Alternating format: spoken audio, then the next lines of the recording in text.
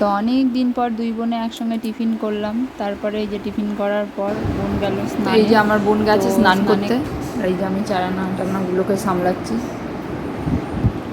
তারপরে এই যে রান্না বান্না হচ্ছে সব দেখতে।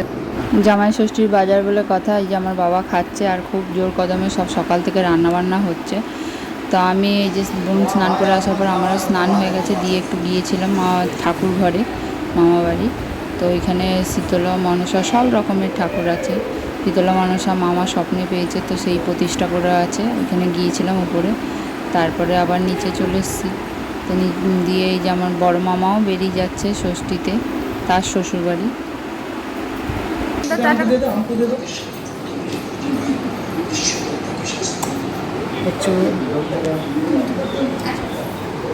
টাটা করে এসো, যাও টাটা করে এসো।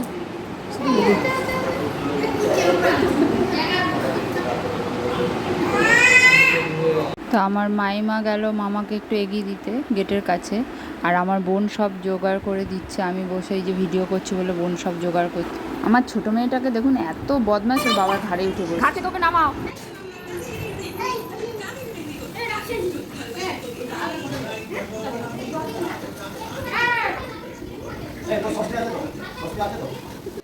আমার ছোটো মেয়েটাকে যদিও বা সরালাম, এবার আমার বোনের মেয়েটা, ওরাও ভাবছে কী হচ্ছে, মালা পরানো হচ্ছে, কত কী হচ্ছে, ওদের সঙ্গে কেন হচ্ছে না।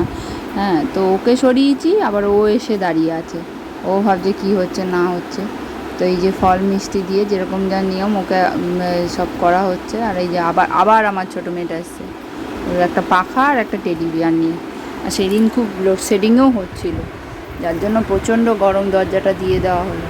প্রদীপ জ্বলছিল বলে ফ্যানটাকেও বন্ধ করে দেওয়া হয়েছে।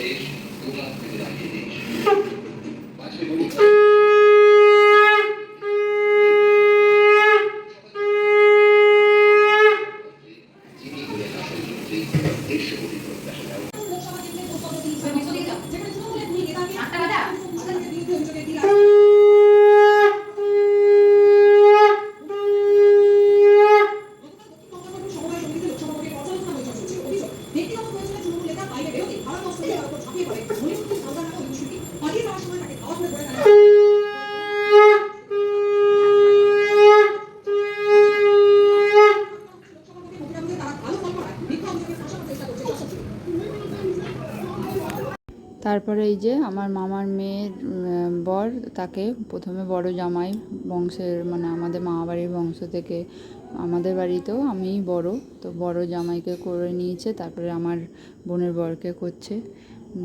তারপরে হচ্ছে সব নিয়মকানুন চলছে, যা যা করা হয়েছে। তারপরে আমার যে ছোট বোন আছে, মেজো মামার মেয়ে, তার বরকেও মামি ষষ্ঠী ধরেছে, তো তার বরকেও করবে। সে এখনও আসেনি, তাই জন্য এদের দুজনকে আগে করে নিচ্ছে।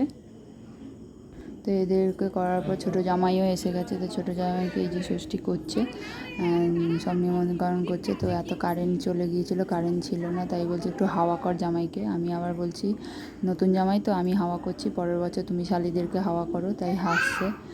আর এই যে আমরা সব এই সব ছোটো জামাইকে করার পর সবাই বাইরে বসেছিলাম, মানে হল রুমে রান্নাবান্না সব হয়ে গিয়েছিলো, গল্প করছিলাম সবাই। তাই মামি বলছে সবাই মিলে আবদার করবি যেন একটা ইনভার্টার নেয়। তো সেইটাই সবাই মিলে বলবি মামাকে আজকে। তো আমরা সবাই মিলে। ব্লগটি যদি আপনাদের ভালো লেগে থাকে তাহলে লাইক, শেয়ার, সাবস্ক্রাইব করবেন। দেখা হবে খুব শীঘ্রই একটি নতুন ব্লগে।